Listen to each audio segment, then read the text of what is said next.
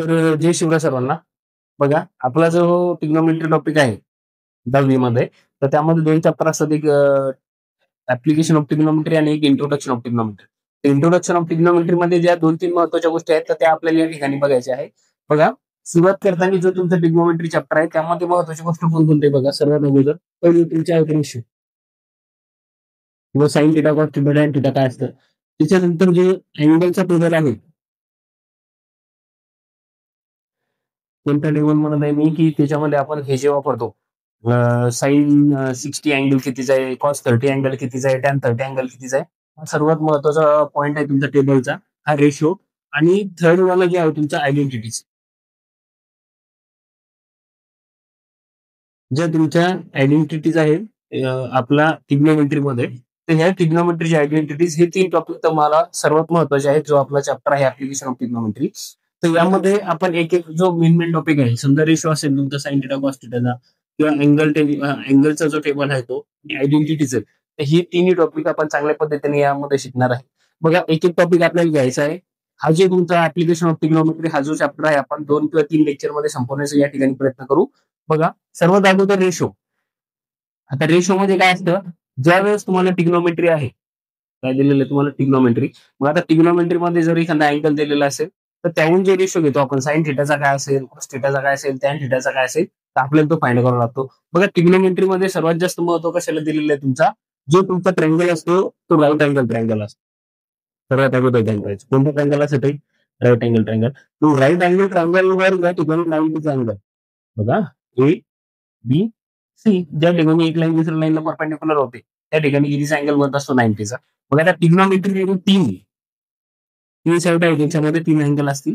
याच्यावरून आपल्याला sign थिटाचा ratio असेल, किंवा हा टेबल असेल, किंवा आयडेंटिटीज असेल, तर यामध्ये सर्वात महत्वाची ट्रिग्नोमेट्रीच्या याच्यामध्ये गोष्ट आहे, हा जो तुमचा ट्रँगल आहे यामध्ये. तर ट्रँगल वरून जो 90, बघा, ज्या वेळेस तुम्ही रेशो घेता, इकडे लक्ष द्या.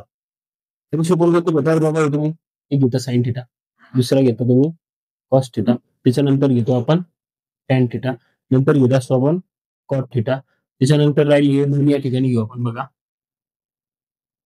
सेक थिटा, आणि चौथा असतो तुमचा कोसेक थिटा. हे 4च रेशो आहेत तुमचे, sine theta, cos theta, tan theta, cot theta, sec theta आणि कोसेक थिटा. तर हे 6 रेशो कशा पद्धतीने काढायचे, किंवा याच्यामध्ये कोणता परपेंडिक्युलर असेल, कोणता बेस असेल, कोणता हायपोटेनियस असेल, हे आपण कशा पद्धतीने काढू शकतो. बघा, सर्वात अगोदर तुम्हाला जर त्याच्यामध्ये महत्वाची गोष्ट समजून घ्यायचं जर असेल, हा जो तुमचा ट्रँगल दिलेला आहे, या ट्रँगल मध्ये समजून घेण्याची महत्वाची गोष्ट आहे, की याच्यामध्ये 3 गोष्टी आहे. 3 जर बघितल्या असेल ना, एक असतो तुमचा परपेंडिक्युलर, दुसरा असतो तुमचा बेस, आणि तिसरा सर्वात महत्वाचा घटक आहे तुमचा हायपोटेनस. तर ह्या तीनही गोष्टी तुम्हाला चांगल्या पद्धतीने समजून घ्यायच्या, की जर एखादा ट्रँगल दिलेला असेल, त्यामध्ये जर समजा एखादा अँगल दिलेला असेल, कारण हा जो अँगल आहे तुमचा चेंज होतो. कधी तुम्हाला साइन ए दिलेला असेल, कधी तुम्हाला साइन सी दिलेला असेल, कारण हा तर 90 आहे, त्यामुळे जास्त वेळेस असे चान्सेस नाही की टी देतील. पण साइन ए जर विचारला म्हणजे हा तो थिटा आहे, साइन बी जर सी जर विचारला या ठिकाणी थिटा आहे. मग थिटा जर चेंज झाला, तर तुमच्या ज्या साईड्स आहेत, परपेंडिक्युलर साईड असेल, ऑपोजिट साईड असेल, परपेंडिक्युलरलाच आपण कोणती साईड म्हणतो, ऍडजस्टंट म्हणतो. बेस असेल तुमचा, त्या बेस म्हणजे परपेंडिक्युलरला आपण ऑपोजिट म्हणतो, बेस जो असेल त्याला काय म्हणतो, ऍडजस्टंट साईड म्हणतो, हायपोटेनियसला हायपोटेनियस म्हणतो. या 3 साईड आपल्याला कशा पद्धतीने काढू शकतो बघा. सर्वात अगोदर ध्यान ठेवायचं, जोही 90चा अँगल होतो, त्याच्या ऑपोजिट जे आहे तो असेल तुमचा हायपोटेनियस. काय असेल, जोही तुमचा 90चा अँगल तो असेल हायपोटेनियस. कदाचित या ठिकाणी तुम्हाला साइन थिटाच्या ठिकाणी साइन ए विचारलं, म्हणजे ए या ठिकाणी काय तुमचा थिटा आहे, तर अशा वेळेस बेटा जो हा थिटा आहे, याच्या जे ऑपोजिटची साईड आहे, तो होईल तुमचा परपेंडिक्युलर. काय होईल तुमचा तो परपेंडिक्युलर, ऑपोजिट साईड्स परपेंडिक्युलर काय म्हणतो आपण,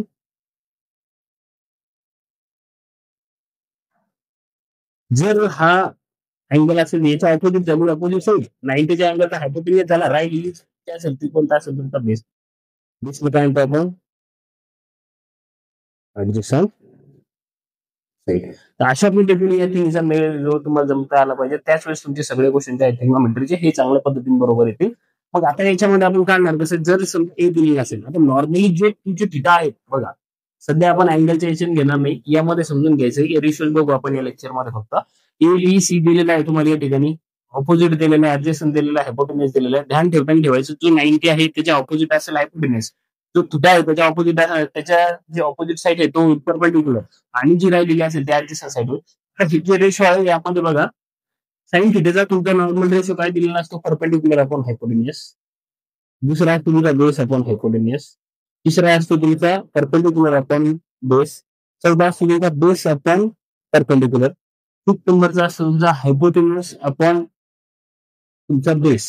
आणि लास्ट पहिला असतो हायपोटेन्युअस अपॉन परपेंडिक्युलर. हे तुमचे 6 रेशो आहेत. किती रेशो? 6 रेशो. हे कशा पद्धतीने येतात, जो तुमचा साईन थिटा आहे तो इन्व्हर्स असतो कोसेक थिटाला. मग तो पी बाय एच आहे, हा काय झाला एच बाय पी. तुमचा कॉस थिटा आहे बी बाय एच, तो बी बाय एच असेल तर हा एच बाय बी. टॅन थिटा जो आहे तुमचा पी बाय बी, तर कॉस थिटा काय बी बाय पी, त्याचं ते काय आहे तुमचं इन्व्हर्स आहे. अशा पद्धतीने आपण फाइंड करू शकतो. आता हे P by H, B by H, P by B हे कसं लक्षात ठेवायचं, याच्यासाठी तुम्हाला युट्यूब वगैरे वर पण तुम्हाला शॉर्ट फॉर्म भेटून जाईल. त्याचा असतो की पंडित बद्री प्रसाद, बघा, पंडित बद्री प्रसाद हर हर भोले सोना चांदी टोले, या गोष्टीवर ध्यान ठेवायचं. हिच्यामध्ये काहीच नाही सोपं. सोनामध्ये साईन थिटा, चांदी म्हणजे कॉस थिटा, आणि तोला म्हणजे टॅन थिटा. पण तुम्हाला याच्यामध्ये काय करायचं, पंडित बद्री प्रसाद हर हर भोले हे जे आहे इथे फक्त तुम्हाला न्यूमरेटर डिनोमिनेटरच्या फॉर्म मध्ये बनवायचं. मग sine theta P by H, sine theta झाला. Cos theta B by H, त्याच्यानंतर tan theta P by H. जो तुमचा साईन असतो तो कशाचा येईल, कॉसेकचा. मग याला काय होणार, उलट होणार. वर कुठं खाली बाय. कॉस थिटा जो आहे तो कशाचा उलट आहे, सेकचा, ते उलट होईल. टॅन थिटा कशाचा आहे, पी बाय बी, मग ते कशाचा उलट होईल, तुमचा कॉस थिटा आहे त्याला काय करता तुम्ही इन्व्हेस्ट करसाल. अशा पद्धतीने तुम्ही 6 रेशो या ठिकाणी काय करू शकता, फाइंड करू शकता. हेच लेक्चर आपण परत जो वन शॉट घेणार आहे त्यामध्ये आहे. सध्या आपला जो टाइम कमी असल्यामुळे हे जो टॉपिक आहे रेशो साध्या पद्धती सिंपल थोडंसं माहिती व्हावं म्हणून इथपर्यंत शिकलो. आता जो राहिलेला मेन टॉपिक आहे आपला ट्रिग्नोमेट्री, तो आपण येणाऱ्या समोरच्या लेक्चरमध्ये घेणार आहे.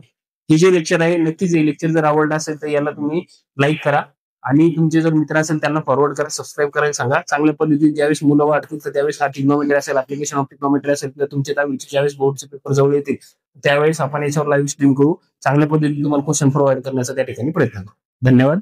आपल्या चॅनलला सबस्क्राईब करा.